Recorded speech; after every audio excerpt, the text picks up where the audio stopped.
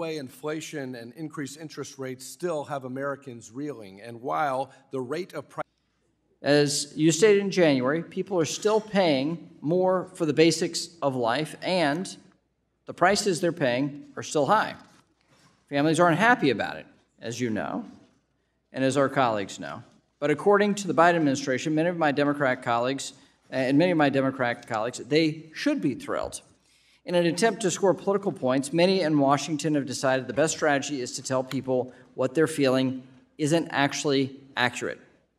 They claim Bidenomics has brought down costs, and their partisan so-called American Rescue Plan put our economy back on the right track. Of course, we know the opposite is true, since inflation skyrocketed soon after the American Rescue Plan was enacted.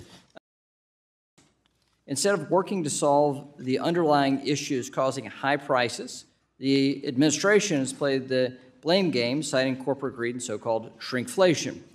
Some Democrats have even trained fire on you, Chair Powell, blaming interest rate hikes, which were necessitated by Democrat spending, for the high cost and brazenly calling you to make cuts prematurely. It's highly inappropriate for lawmakers to attempt to influence monetary policy. Chairman Powell, I have faith that you will not allow politics to cloud your judgment in the fight to tackle inflation. It is hard to understand why Republicans feign concern about the economy when they're unwilling to address the key driver of inflation, housing. In fact, Republicans have only put forward legislation that makes things worse for millions of Americans, including moving legislation to slash funding for federal housing programs, including in rural America, where homelessness is rising. This abysmal record on housing is par for the course for Republicans.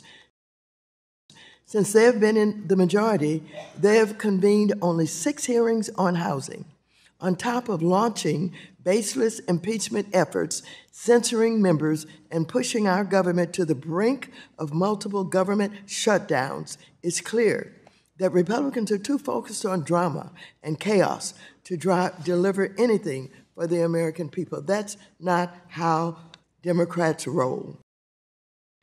The Federal Reserve remains squarely focused on our dual mandate to promote maximum employment and stable prices for the American people.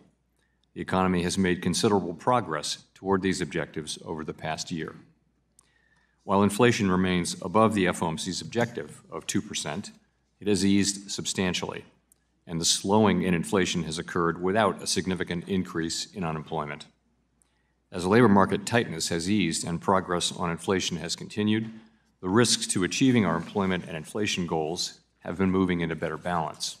Even so, the committee remains highly attentive to inflation risks and is acutely aware that high inflation imposes significant hardship, especially on those least able to meet the higher costs of essentials like food, housing, and transportation. The FOMC is strongly committed to returning inflation to its 2% objective. Restoring price stability is essential to achieve a sustained period of strong labor market conditions that benefit all. After significantly tightening the stance of monetary policy since early 2022, the FOMC has maintained the target range for the federal funds rate at 5.25% to 5.5% since its meeting last July. We've also continued to shrink our balance sheet at a brisk pace and in a predictable manner. A restrictive stance of monetary policy is putting downward pressure on economic activity and inflation. We believe that our policy rate is likely at its peak for this tightening cycle. If the economy evolves broadly as expected, it will likely be appropriate to begin dialing back policy restraint at some point this year. But the economic outlook is uncertain, and ongoing progress toward our 2% objective for inflation is not assured.